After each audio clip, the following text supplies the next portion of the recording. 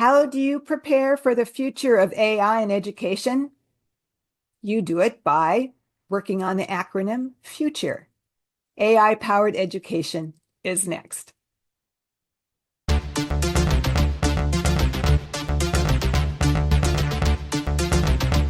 Casey and I are here because we feel an urgency and a need for support stronger than ever. The more that we continue to dig into AI, when we take a look at our current culture and what we know is going to be true for our learners.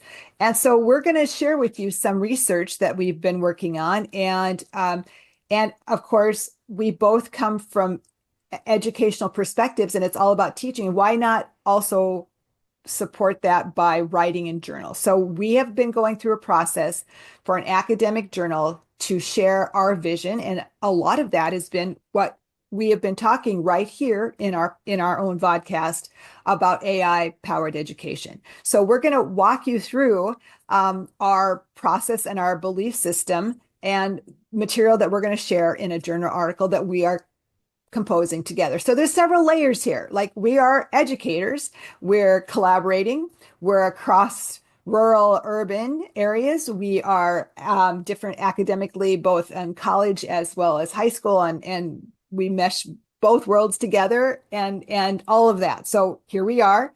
And Casey's going to start out by telling a little bit about an acronym that we came up with, and then we'll briefly talk about each of those sections. But it's very similar to what we really have been doing in this podcast all along, but we want to create it as an academic journal. And educators should be doing that. We should be promoting and publishing work. So, Casey, go ahead.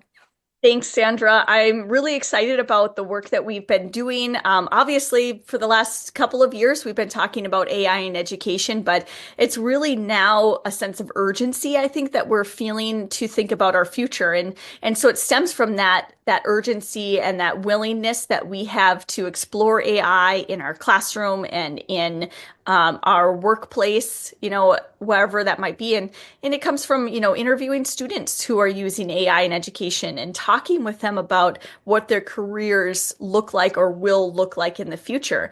And so we're talking about forethought. First of all, that's what the letter F stands for us, is thinking ahead.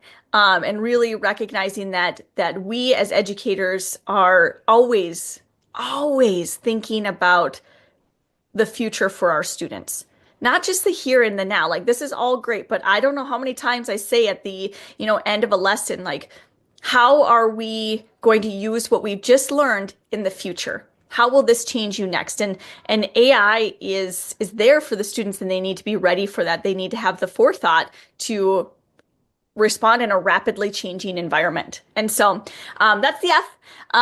The We can U. talk about, I can jump into understanding the U. Maybe we'll Yes, just, yeah.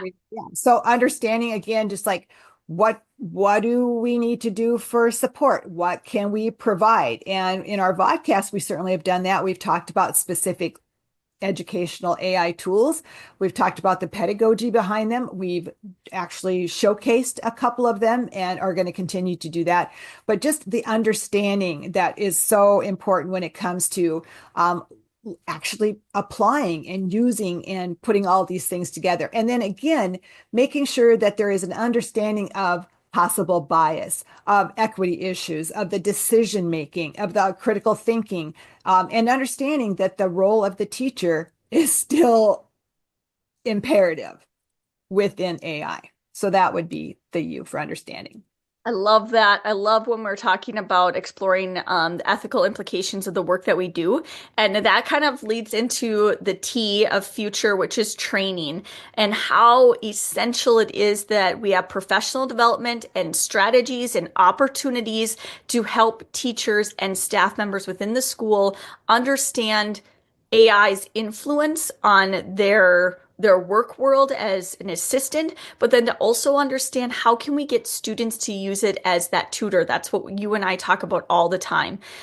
We want to make sure that teachers feel safe in exploring these new technologies and experimenting with AI without this fear of failure, without this fear of just disappointment because they have a lack of understanding. Like, make sure they get it. Address the misconceptions. That's what training, that's what the training that we've done in the past is we've talked about the misconceptions and the hesitations and the concerns. Of course, administrators are going to have those very same concerns. So we need to talk about training in a way that is safe because it's a school policy. It's something that the school has approved.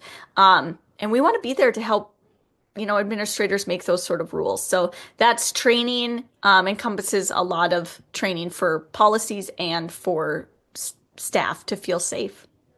Right. And then the next letter is U for usability. And again, it's kind of like what you're talking about, that human oversight also, just making sure that we are still, using it and using the data from it as well to help us assist in, all kinds of assessments, helping them to be more objective, more structured. Again, in thinking about what are our strengths and weaknesses in evaluation and the usability of it Right. in all aspects. Well, and I think a lot of that too is to realize when AI is going to serve you best as an educator in assessing your students. I love the feedback function. I can definitely, put in a rubric and ask my brisk AI assistant to say how closely does this work align to the rubric.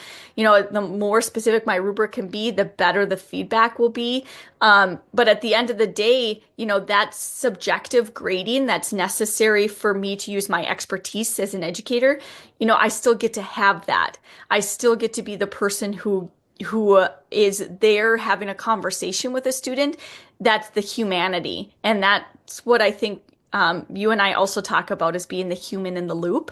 And so that addresses the R, which is the responsibility we have as educators to recognize that we have bias. So does AI, right? AI can have and develop that bias that maybe could recognize something in students' writing that isn't necessarily something that we want to have recognized or however that is. And obviously privacy is really important when we come to responsibility too. And it is all about coming back to our ethics and knowing what is appropriate use of student information in an AI world and what's inappropriate, because there are those lines, and it's important that a district discusses them and has a good idea of what information they're sharing. Yeah. And then finally, we have our E, and that's equity. And again, really ensuring that all learners have the opportunity that AI will benefit them, not because it's so easy. Education in itself can either increase people's livelihood and empower them and give them greater capacity, and it can also keep them in their place in society. So we got to really make sure that we are ensuring that our AI practices are making sure that they benefit, and it does help with accessibility. It does help with multilingual learners. It can afford solutions and again, time for teachers to be more human and talk more and work with the learner, as well as being in designing all this wonderful stuff. But again, that equity and making sure all people, all staff, all learners are benefiting it, the whole AI powered education. So those are our acronym of the word future. And Casey and I are working on this right now as a academic journal entry. Again, we believe that teachers should be collaborating. And this is just another example of that. So Casey, why don't you go ahead and wrap it up? Any last things that you want people to know about future? Well, I think, the way that we see it is future as a framework for our research. It's a way that we focused our intentions and the work that we do all the time on this podcast, but even just in our classrooms, the work that we do is always geared on this idea of the future framework. It's a roadmap for ourselves to be able to determine where our priorities are, what's important for our learners, what's important for ourselves to develop, professionally. And we can't wait to share the future framework with other educators and policymakers. Absolutely. Thank you.